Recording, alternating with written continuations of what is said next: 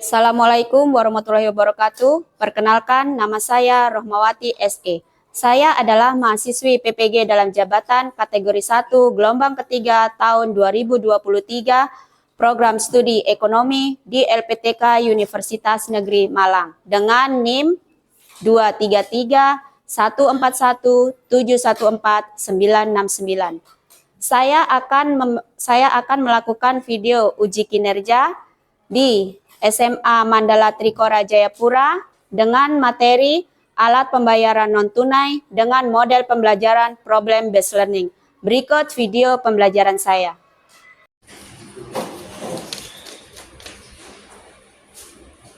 Ya, selamat pagi anak-anak. Pagi. Ya, kelasnya baru lihat dulu kayaknya udah bersih, udah rapi. Baik, terima kasih. Adakah yang tidak masuk hari ini? Ada. Berapa? Dua. Oh iya, nggak apa-apa. Boleh, silakan. Bagus, pimpin doa.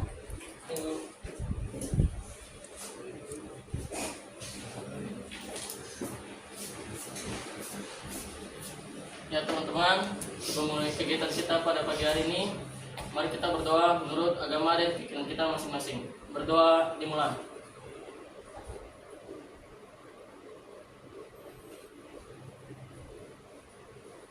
Amin. Berdoa selesai. Ya, terima kasih. Baik, kemarin kita sudah belajar tentang alat pembayaran tunai. Hari ini kita akan belajar tentang alat pembayaran non tunai. Ya.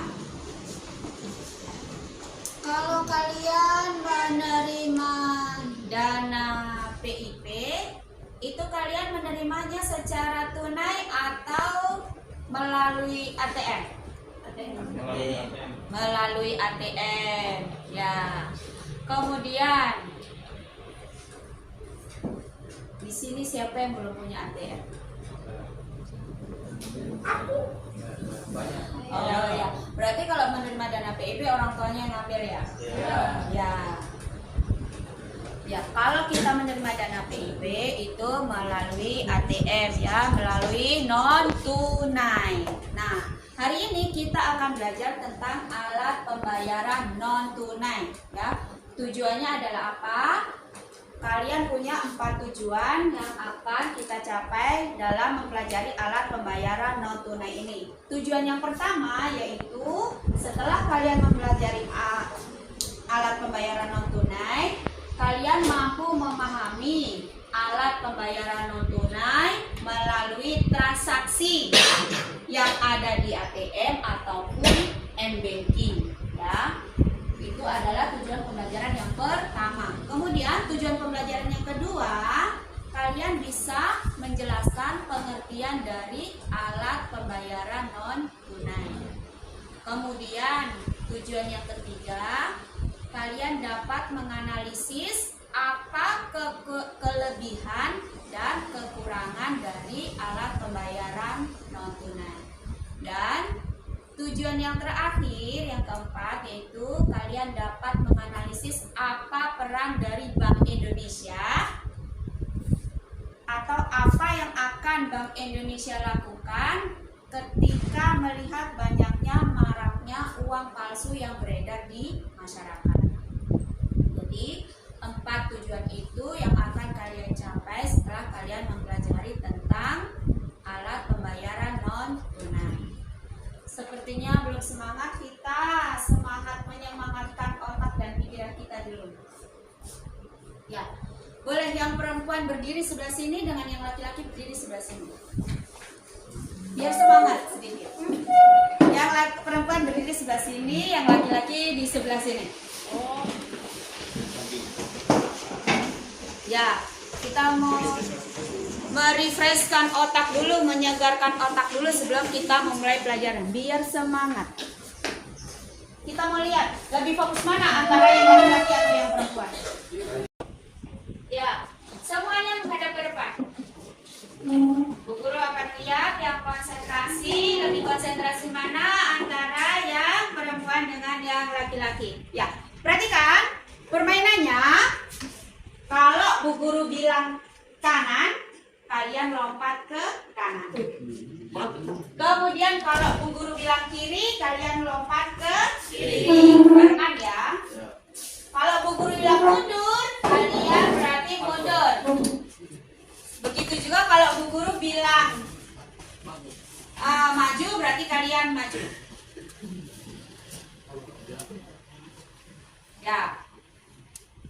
Terakhir nanti kalau Bu Guru bilang maju, berarti kalian mundur. Tapi kita coba dulu. Yang pertama, kanan. Slow fokus. Kiri. Oke, berarti kedudukannya sama. Maju.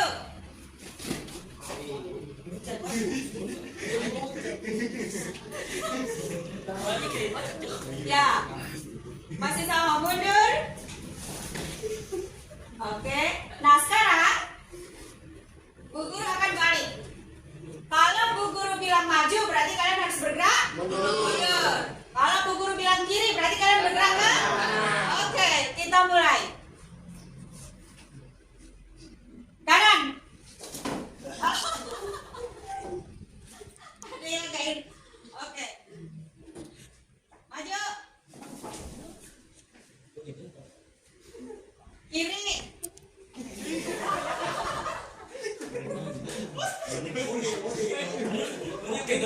Ya.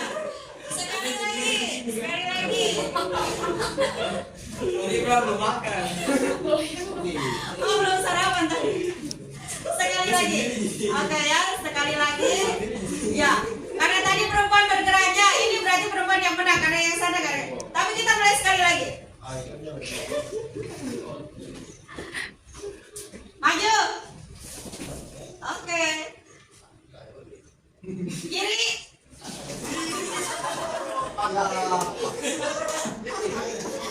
Ya, oke, silakan dulu kembali. Ya, berarti yang perempuan yang menang.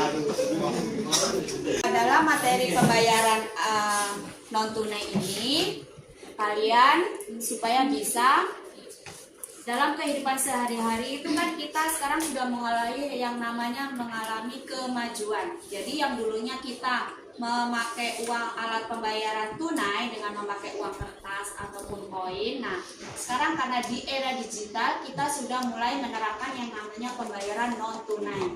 Kalau kalian pergi ke toko atau mungkin kalian bisa lihat bahwa ada yang pedagang asaman, Bu Guru pernah lihat itu yang pedagang es cendol itu dia bayarnya pakai ya. Nah, berarti bahwa mata uang kita atau alat transaksi pembayaran kita ini sudah mengalami kemajuan, bahwa kita harus juga bisa beradaptasi ya. Jadi seperti yang kalau kalian belajar ke Sangga atau ini kan sudah mulai banyak ya, itu kita kadang kita hanya scan aja jadi betul, jadi tanpa membawa uang tunai. Baik, kita akan mulai masuk ke materi.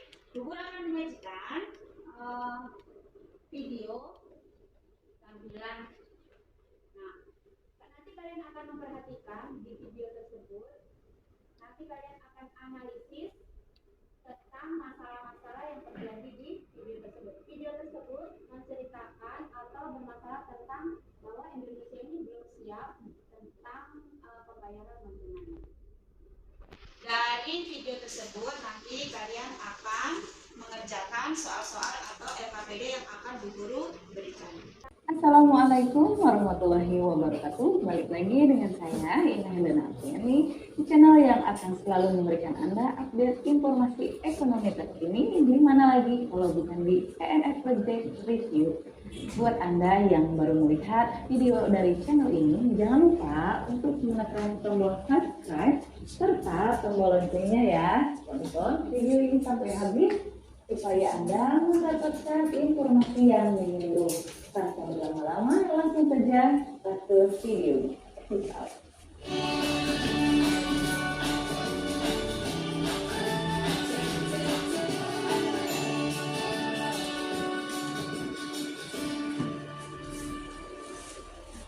Pembahasan yang kedua yaitu mengenai perubahan transaksi dari uang kertas ke uang elektronik. Jadi sebelumnya kita harus memahami dulu apa yang dinamakan dengan elektronifikasi transaksi keuangan, yaitu merupakan perubahan cara pembayaran yang semula menggunakan tunai menjadi non tunai. Elektronifikasi transaksi keuangan merupakan salah satu bentuk GNNP yang dicanangkan oleh Bank Indonesia. Sementara GNNP merupakan singkatan dari Gerakan Nasional Non-Tunai yang dicanangkan oleh Bank Indonesia dalam rangka mendukung program elektronifikasi. Sekarang, apa sih latar belakang dari GNNP ini? Latar belakang dari program GNNP ini diantaranya yaitu untuk menciptakan sistem pembayaran yang aman, efisien, dan lancar yang pada gilirannya akan dapat mendorong sistem keuangan nasional bekerja secara efektif dan efisien. Tujuan adanya GNNP diharapkan mampu meminimalisasi kendala dalam pembayaran tunai seperti uang tidak diterima karena lusuh, sobek, atau segala yang tebal atau palsu, dan meningkatkan efisiensi saat transaksi di mana masyarakat tidak perlu membawa uang dalam jumlah besar dan tidak perlu adanya uang kembalian. Dengan demikian dapat meningkatkan efektivitas transaksi yaitu menghindari adanya kesalahan hukum atau finansial. Pada gilirannya GNNP akan dapat mewujudkan ekosistem cashless society. Semua ini dilakukan karena kedepannya semua sistem pembayaran akan dielektronifikasikan oleh pemerintah melalui peran Bank Indonesia. Di antaranya, yang pertama, elektronifikasi transaksi perbankan dan pemerintah daerah. Yang kedua, elektronifikasi bantuan sosial. Yang ketiga, elektronifikasi transportasi. Dan yang keempat yaitu elektronifikasi jalan tol. Nah, untuk mewujudkannya, Bank Indonesia terus mendorong pergeseran perilaku transaksi masyarakat dari tunai ke non-tunai melalui 4 strategi elektronifikasi yang disinergikan dengan program-program pemerintah. Di antaranya yaitu nomor 1 yaitu fasilitasi model bisnis baru yang didukung layanan. Nomor 2, regulasi dan kebijakan yang mendukung. Nomor 3, optimalisasi sumber daya lokal. Yang keempat, edukasi dan monitoring sampai ke daerah. Mendorong perilaku masyarakat untuk beralih menggunakan transaksi tunai di hal-hal yang indah. Memerlukan peran dari seluruh elemen masyarakat agar semuanya mampu beralih menggunakan transaksi non tunai tanpa mengganggu kegiatan ekonomi masyarakat. Tentunya saja transaksi jalan tol. Pemerintah memaksa penyedia jasa jalan tol untuk mengganti semua pintu tol dengan menggunakan pintu non tunai, sehingga masyarakat dipaksa untuk memiliki dan menggunakan uang elektronik sebagai alat pembayaran. Hal yang sedikit sulit adalah mengubah kebiasaan atau perilaku dari uang tunai menjadi non tunai. Jadi untuk masyarakat di daerah yang notabene belum siap secara pengetahuan dan fasilitas untuk berpindah ke transaksi non tunai. Dilansir dari sumbernews.com, Bos BCA sebagai raja transaksi e-payment di Indonesia menyatakan Indonesia belum bisa menjadi masyarakat non-tunai. Nah, artikel ini telah diterbitkan di halaman sumbernews.com pada 1 September 2020. Kebutuhan akan uang tunai di masyarakat kita masih tinggi dan Indonesia belum bisa menjadi cashless society atau masyarakat non-tunai. Digital ini belum bisa mereplace secara langsung kebutuhan uang tunai. Memang Bank Indonesia telah menyediakan infrastruktur cashless lewat QRIS, namun dibutuhkan waktu untuk mengimplementasikannya infrastruktur pada pedagang QRIS. Nah, menurut saya bahkan Bank BRI sekalipun akan kesulitan untuk menerapkan transaksi QRIS untuk para barang dan transaksi dibayar. Solusi ini harus dibuatkan aturan yang mewajibkan seluruh bank dan lembaga keuangan, baik BUMN ataupun swasta, untuk menggalakkan transaksi non-tunai. Jadi jangan setengah-setengah, pemerintah harus tegas dan harus ada punishment jika ada bank atau lembaga keuangan yang tidak memprioritaskan transaksi non-tunai pada bisnis. Adapun kekhawatiran masyarakat awam Indonesia terhadap transaksi non-tunai biasanya yaitu pertama, tidak ada transaksi fisik, hanya berupa elektronik kata, takut uangnya tidak ada atau tidak. Yang kedua, kesulitan penggunaan aplikasi dan sering lupanya username dan password aplikasi. Yang ketiga, takut saldo hilang tiba-tiba atau dihack orang yang. Yang keempat, putus diri, dana tidak langsung masuk ke rekening karena menunggu settlement di jam-jam tertentu. Padahal dana masuk melalui rekening itu sudah hapus lockdown, tapi masyarakat tetap saja belum memahami hal tersebut. Yang kelima, program yang belum menyeluruh sehingga masih banyak pembeli atau pelanggan yang belum menggunakan transaksi cashless. Yang keenam, sering terjadinya gangguan transaksi. Yang ketujuh, jika ada kekeliruan rekapitulasi jumlah saldo, lupa atau tidak ada waktu untuk membetulkannya. Sedangkan yang sering terjadi saat ini yaitu penipuan mengatasnamakan bank yang menyasar nasabah-nasabah yang memiliki akun identitas. Jika ada kendala-kendala atau keluhan dari teman-teman, silakan diskusikan di kolom komentar. Dan ingat, jangan dulu mengambil kesimpulan, tetapi cari tahu dulu dan tanyakan kepada pihak yang lebih kredibel. Mungkin itu saja video kali ini, semoga bermanfaat ya. Setelah teman-teman menonton video ini kembali, jika masih ada Ya, itu tadi adalah video tentang Indonesia yang belum siap dengan pembayaran menggunakan non-tunai. Nah, sekarang Bu Guru akan bagikan ke PD dan kalian kita bentuk kelompok dulu. Satu kelompok 5, 1, 2, 3, 4, 5, 6, 2, 5, 4, 5, 6. Ada yang 2 kelompok 5 orang, berarti ada yang 1 kelompok 4 orang. Yang kelompok di sini boleh silakan langsung mau pilih sendiri atau guru yang pilihkan? Pilih sendiri kalau gitu silakan. Ya, dari hasil video yang tadi ditampilkan, Bu Guru akan bagikan LKPD. Nah, kalian bisa cari dari internet. Jadi carilah artikel dari internet. Kalian akan mengerjakan kartu debit, kartu kredit. Nah, alat pembayaran non tunai ini ciri-ciri fisiknya seperti apa dan cara penggunaannya seperti bagaimana, ya? Ya.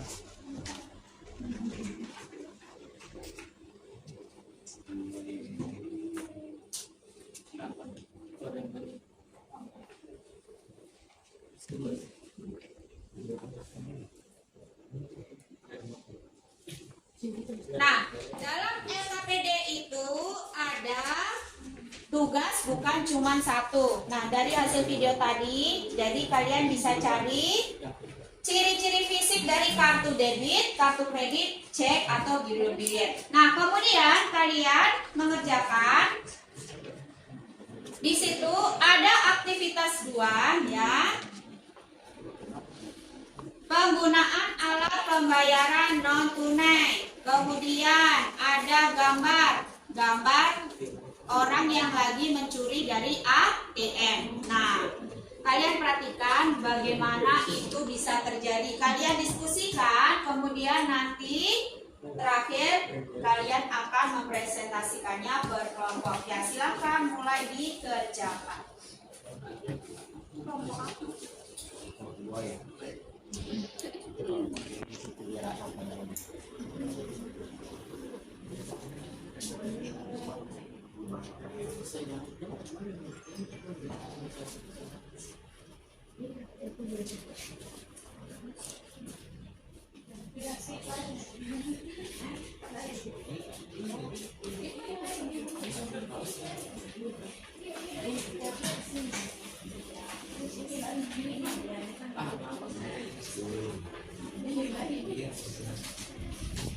Iya,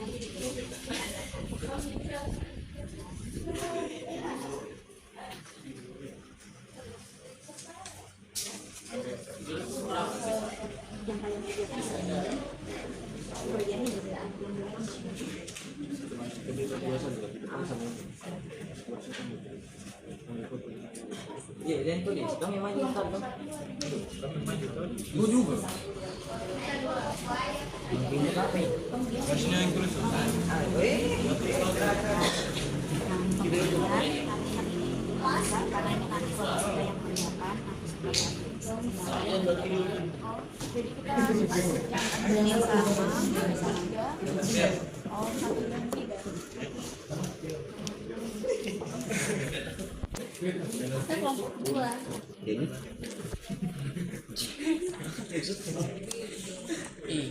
Ini Gloria.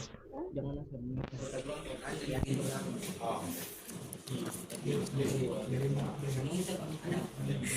Muhammad Asfar.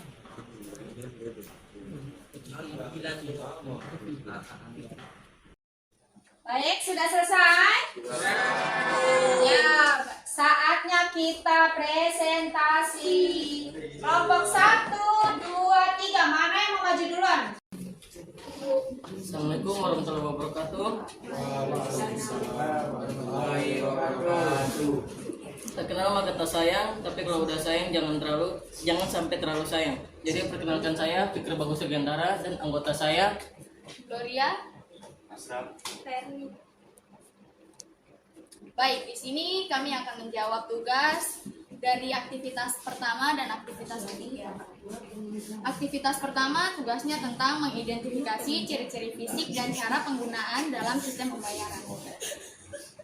Yang pertama, kartu debit.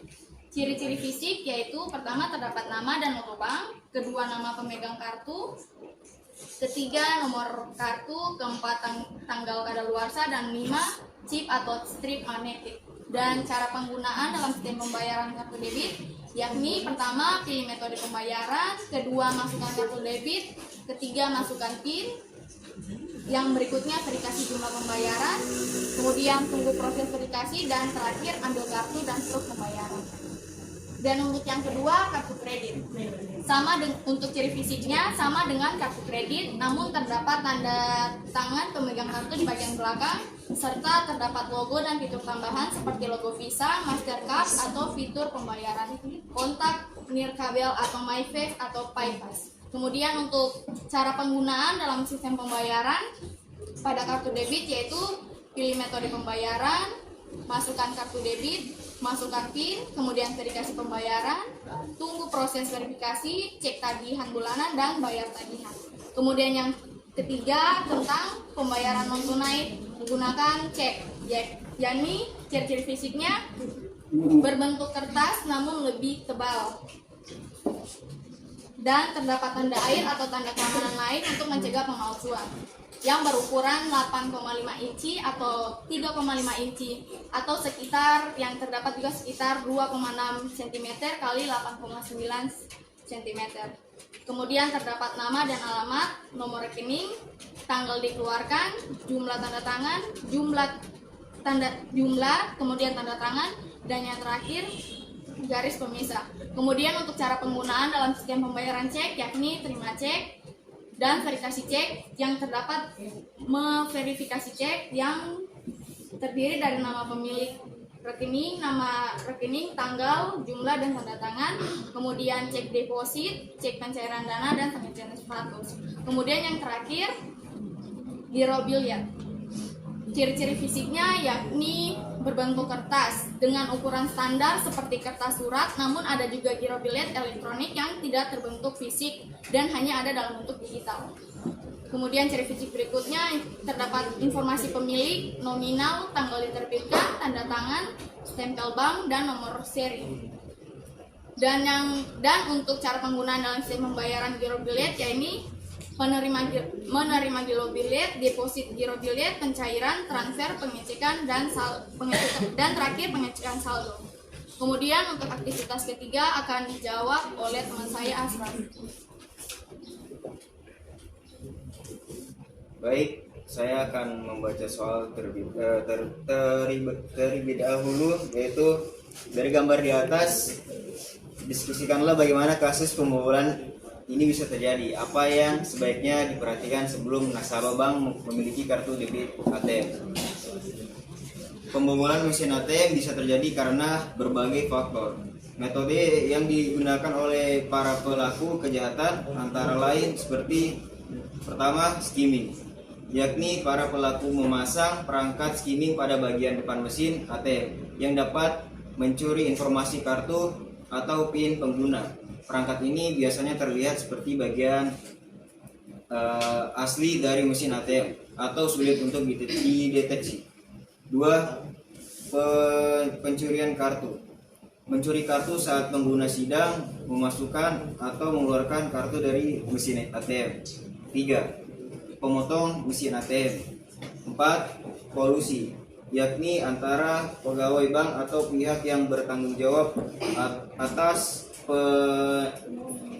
pemeliharaan mesin ATM dengan pelaku kejahatan. Agar nasabah tidak kebobolan, ada beberapa yang harus diperhatikan, diingat supaya terhindar dari tindakan kejahatan, yaitu sebagai berikut. Pertama, pilih bank yang terpercaya. Kedua, jaga kerahasiaan PIN. 3. Hindari gunakan PIN yang mudah ditebak. 4. Diperiksa lingkungan sekitar mesin ATM. 5. Gunakan mesin ATM yang aman. 6. Aktifkan pemberitahuan transaksi. 7. Rutin periksa aktivitas rekening. 8. Laporan kehilangan atau pencuri kartu. Dengan memperhatikan hal-hal di atas dapat membantu melindungi keamanan kartu debit atau mengurangi risiko kebobolan. Sekian dari presentasi kami. Apakah ada pertanyaan, teman-teman? Ya, silakan. Apakah ada yang ingin ditanyakan kepada kelompok 2? Oh, ada yang ingin ditanyakan. Silakan. Perkenalkan, nama saya Resti Regina dari kelompok 1 ingin menanyakan, seringkali kita lihat di TV banyak sekali kejadian kasus pembobolan ATM. Nah, kira-kira langkah apa yang harus kita lakukan agar kasus tersebut tidak terjadi pada kita? Terima kasih. Caranya cukup mudah. Jangan pernah memberikan data kita ke orang lain, bahkan ke orang terdekat sekalipun. Karena informasi pribadi yang kita berikan, itulah yang menjadi awal di mana proses pembobolan rekening terjadi. Terima kasih. Ya, apakah sudah cukup jelas jawabannya? Ya. Terima kasih. Sekian presentasi kelompok kami hari ini. Jika ada lebihnya itu dari saya, dan jika ada kurangnya itu dari teman-teman saya. Terima kasih. Well. Ya, baik. Terima kasih untuk semua kelompok yang sudah mempresentasikan hasil pekerjaannya. Nah, kira-kira kesimpulan apa yang kita dapatkan setelah kita belajar hari ini? Yang pertama yaitu bahwa transaksi atau alat pembayaran non tunai itu memang sudah harus kita gunakan karena sudah memasuki yang namanya abad 21 atau yang namanya era digital. Jadi semuanya harus digunakan. Nah, dengan memahami jenis-jenisnya, kemudian manfaatnya, nah diharapkan bahwa kalian atau mungkin juga ibu juga jadi bisa menggunakan alat pembayaran non tunai dengan bijak dan baik. Kalau begitu sekarang kalian kerjakan, boleh kembali ke tempatnya seperti semula. Baik. Hari ini kita sudah belajar tentang pembayaran non tunai. Ya, kira-kira manfaat apa yang kalian dapatkan dari kita belajar tentang pembayaran non tunai hari ini? Lebih dipermudah. Selain itu apa lagi? Selain lebih dipermudah kalau kita menggunakan pembayaran non tunai, apa lagi?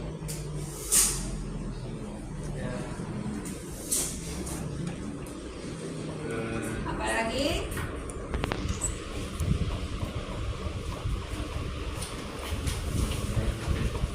Jadi tahu apa apa itu perbedaan m-banking dan mobile banking. Oh ya, jadi tahu apa itu perbedaan m-banking dan mobile banking. Nah, kalian tentang materi hari ini, silahkan kerjakan soal yang Bu Guru sudah bagikan linknya ya. Kerjakan soal yang Bu Guru sudah bagikan linknya. Silahkan dibuka linknya masing-masing. Buka dulu aplikasi Quiziznya. Ya, buka dulu aplikasi Quiziznya. Nah, kemudian silahkan buka dari link yang Bu Guru sudah bagikan. Silahkan kalian kerjakan, di situ ada waktunya. Ya, silahkan mulai mengerjakan.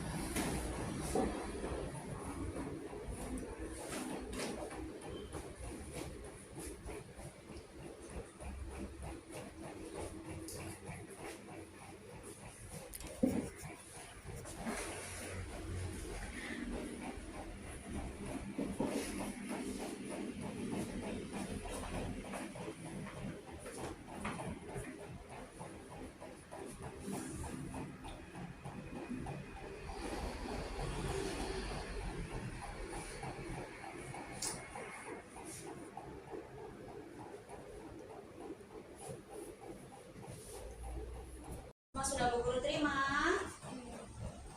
Sudah selesai.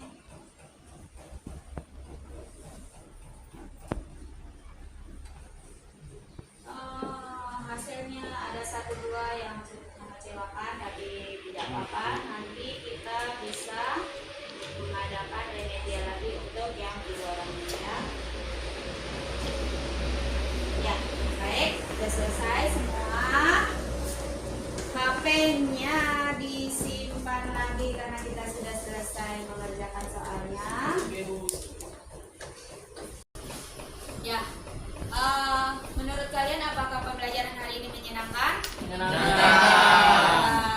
Kemudian apakah nanti di pertemuan kita berikutnya apakah ada yang ingin kalian rubah? Contohnya mungkin kalian ingin pembelajaran seperti apa? Ingin mungkin yang tetap diskusi seperti yang tadi, atau mungkin kalian ingin pembelajaran yang lain? Mungkin kita siapa tahu mungkin kita mau ke lapangan, atau mungkin kita mau mengadakan proyek apa seperti itu. Apa yang ingin kalian rubah dari pembelajaran kita? Harus mempraktekkan. Oh, harus mempraktekannya. Oh ya, berarti ya selain metode diskusi seperti tadi, berarti kalian ingin langsung istilahnya praktek di luar seperti itu ya. Ya, baik. Terima kasih. Nanti minggu depan atau setelah selesai kita ulangan, kita akan mencoba untuk mungkin kita di luar mungkin atau ya kita akan pergi ke lapangan gitu ya. Baik, terima kasih. Silakan ketua kelasnya pimpin doa.